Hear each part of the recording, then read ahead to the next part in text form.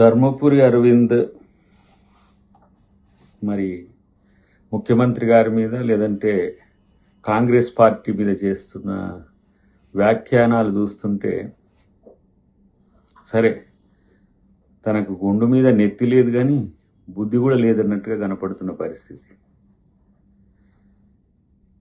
ఇలా ప్రధానమంత్రిని అంటే రేవంత్ రెడ్డి గారిని విమర్శించడానికి ప్రధానమంత్రిని తప్పుపడుతున్నావు, మీ ముఖ్యమంత్రి బెంగాల్ ముఖ్యమంత్రి అధికారిని తప్పుపడుతున్నావు.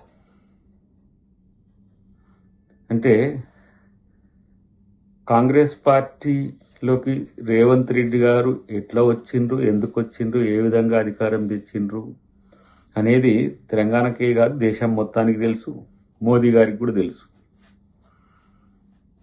మీ మోదీ గారు సైతం అంటే మన ప్రధానమంత్రి గారు సైతం మాతో కలువు అని చెయ్యి చాపిండు అని అంటే ఏ స్థాయి గౌరవం ముఖ్యమంత్రి గారికి ఉందో కనీసం అది అర్థం లేకపోయా.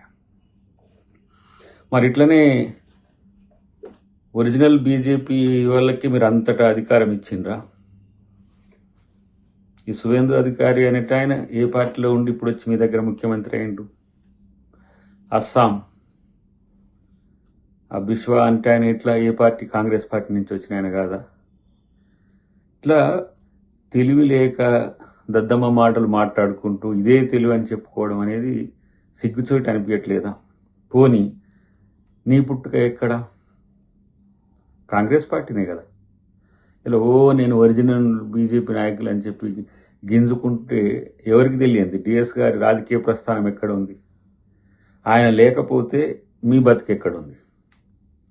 కాబట్టి ఇక్కడ అమ్మపాలు దాగి రొమ్ము గుద్దినట్టు మీరు ఇక్కడ సర్వీస్ చేయాలి. డిఎస్ గారికి రాజకీయ ప్రాధాన్యత కల్పించింది, బీసీలకు ఆ స్థాయి గౌరవం ఇచ్చింది కాంగ్రెస్ పార్టీ. అలాంటిది ఇక్కడ నువ్వు సర్వీస్ చేయాల్సింది పోయి నీ కెరీర్ కోసమని స్వార్థం కొరకు అక్కడ కూడా కిరాయికి పోయినట్టే కదా బీజేపీకి. నువ్వేమన్నా బీజేపీ ఫక్తు లీడరు నువ్వేమన్నా? నువ్వు కూడా నీ రాజకీయ అవకాశం కొరకు దేబేరించడానికి బీజేపీ, నిన్నేదో బీజేపీ నాయకుడు అని చెప్పి బీజేపీ వాళ్ళు అనుకుంటారు అనుకోకు, లేకపోతే తెలుగు ప్రజలు కూడా నేను అనుకోను. ఎందుకంటే డిఎస్ కొడుకు అనే ముద్రనే, డిఎస్ గారికి మీరు కొడుకు కాకపోతే మీ రాజకీయ భవిష్యత్తు ఎక్కడిది, రాజకీయ భవిష్యత్తు ఏంటిది అసలు? కాబట్టి కొంచెం ఆలోచించి మాట్లాడాల్సిన సందర్భం ఉంటుంది.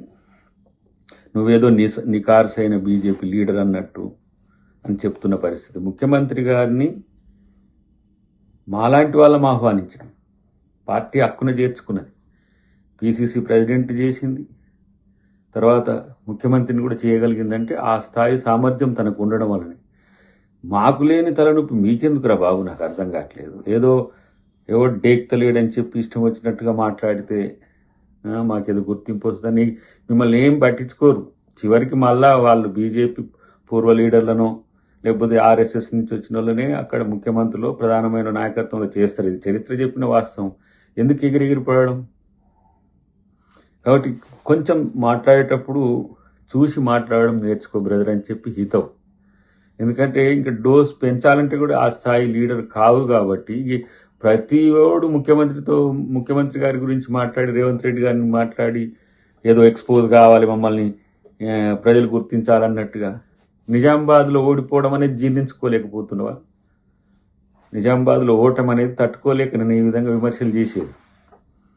కాబట్టి ఎగిరెగిరి పడితే వచ్చేది ఏమీ లేదు. ప్రజల కొరకు పనిచేసే క్రమంలో మీరు విమర్శలు ఎవరైనా కూడా చేయాల్సిన అవసరం ఉంటే చెయ్యండి, ప్రభుత్వం మీద విమర్శలు చేయండి. పిచ్చి పిచ్చిగా వాగితే ఇక ఆ వాగుడేదో మీకే తెలిసినట్టు మాకు తెలియనట్టు, ఆ తిట్లేదో మీకే తెలిసినట్టు మాకు తెలియనట్టు మాట్లాడితే ఎట్లా? కాబట్టి ఒకసారి చరిత్ర చూసుకో మిత్రమా. ఇది ఎందుకు ఈ పలకరింపు లాంటి ఒక పాజిటివ్ కోణం ఇస్తున్నాం అనేది తెలుసుకుంటే మంచిది. లేకపోతే భవిష్యత్తులో నువ్వేం మాట్లాడుతున్నావో అదే స్థాయిలో కూడా స్పందించడానికి కాంగ్రెస్ శ్రేణులు ఏమి వెనుకడిగేయవు. మాట్లాడుతుంటే ఎవరు స్పందించట్లేరని చెప్పి ఇష్టం వచ్చినట్టుగా మాట్లాడితే ఎట్లా? మరి డిఎస్ గారి కొడుకుగా ఎందుకు మీరు రాహుల్ గాంధీ గారితో కలిసి రాహుల్ గాంధీ గారిని ప్రధానమంత్రి చేయాలనే ఆలోచన ఎందుకు రాలే? ఈడ బాగుపడాలి, అక్కడ పోయి అధికారం తెచ్చుకోవాలనే ఉద్దేశమా? రాహుల్ గాంధీ గారిని ప్రధానమంత్రిని చేసుకుంటామని చెప్పి డంకా బజాయించి చెప్తున్నాడు ఎక్కడికి పోయినా సరే. మరి ఆ సోయి మీకెందుకు లేదు? అదే అందుకని అమ్మపాలు దాగి రొమ్ము గుద్దినట్టుగా ఇక్కడ రాజకీయ భవితవ్యం ఎంచుకొని ఇక్కడ కాదని చెప్పి అక్కడికి పోయి బతుకు తెరువు కొరకు పోయిన నువ్వు కూడా ముఖ్యమంత్రి గారి గురించి మాట్లాడితే ఎట్లా? ఇక నీ తిట్ల పురాణం అయితే అసలు నువ్వు ఎంపీవా లేకపోతే ఏమో గుడుంబ సత్యవా అన్నట్టున్నది. కొంచెం చూసి మాట్లాడుకుంటూ డిఎస్ గారి మీద గౌరవం ఉన్నది, ఆయన ఫ్యామిలీ మెంబర్గా నీ మీద ఆ గౌరవం ఉండాలంటే మర్యాదగా మాట్లాడుకుంటే మంచిదనే విషయాన్ని నేను మిత్రునికి హితవు చెప్తున్నాను. ఎందుకంటే ఏదో మాకేం రాజకీయ కక్షలు లేవు, లేదంటే అరవింద్ మీద అక్కసు లేదు, సానుభూతి జాలే ఉంటుంది తప్పితే. ఇక్కడ ముఖ్యమంత్రి గారి గురించి మాట్లాడేది ఎవరు మాట్లాడినా ఆ జాగ్రత్తలు పాటించకపోతే డెఫినెట్గా అదే స్థాయి రిటాలియేషన్ వస్తుంది అనే విషయాన్ని గుర్తుపెట్టుకుంటే మంచిది. ఇక ఇంకోటి ఏంటంటే ఈ అరువు తెచ్చుకున్న వాళ్ళు ఈ బయట పార్టీల నుంచి వచ్చిన కొంతమంది మిత్రులే బీజేపీలో ఎక్కువ ఎగిరెగిరి పడుతున్న పరిస్థితి. మరి ఎందుకు కిషన్ రెడ్డి గారు ఆ స్థాయి మీ స్థాయిలో దిగజారి మాట్లాడట్లేడు? సుదీర్ఘకాలంగా బీజేపీలో ఉన్నాడు కదా, బీజేపీ మూలంగా ఉన్నాడు కదా. కాబట్టి కొంచెం చూసి మాట్లాడాల్సిన అవసరం ఉంది. అన్నిటికంటే ముఖ్యంగా ఇష్టానుసారంగా మాట్లాడే పరిస్థితి వస్తే అది చాలా నీకే నష్టం అని చెప్పి తెలియజేస్తున్నా. అన్నిటికంటే ఎక్కువ ఏంటంటే సీఎం పిఎం మధ్య ఏమైనా రహస్య మీటింగ్ జరిగిందా? ఓపెన్గా దేశమంతా చూస్తుండగానే జరిగింది కదా. నాతో కలువు ఇంకా బాగుంటుంది అని చెప్తే బీజేపీలో కలవమని చెప్పి ప్రధానమంత్రి ఆఫర్ ఇచ్చినట్ట. అంటే మాతో కలుస్తాడా పోని మోదీ గారు? రేవంత్ రెడ్డి గారితో కలుస్తాడా? రేవంత్ రెడ్డి గారు ఏమంటున్నాడు? నేను రాహుల్ గాంధీని ప్రధానమంత్రిని చేసుకోవాలి మాలాంటి వాళ్ళందరం కలిసి అని ఒక మాట అంటున్నాడు. మరి మోదీ గారికి మాతో కలిస్తే రాహుల్ గాంధీ గారిని ప్రధానమంత్రి చేస్తాడా? దానికి కలిసి వస్తాడా? రాజకీయం ఏందో, దాని మతలబు ఏందో, ఆ ఏందో తెలియకుండా ఇష్టం వచ్చినట్టుగా మాట్లాడుతూ ఏదో మమ్మల్ని ఎవరు ఏమనని ఒక అజాగ్రత్త మాటలు మాట్లాడితే జాగ్రత్త, అది మంచిది కాదు అని చెప్పి నీకు హితవు చేస్తున్నా.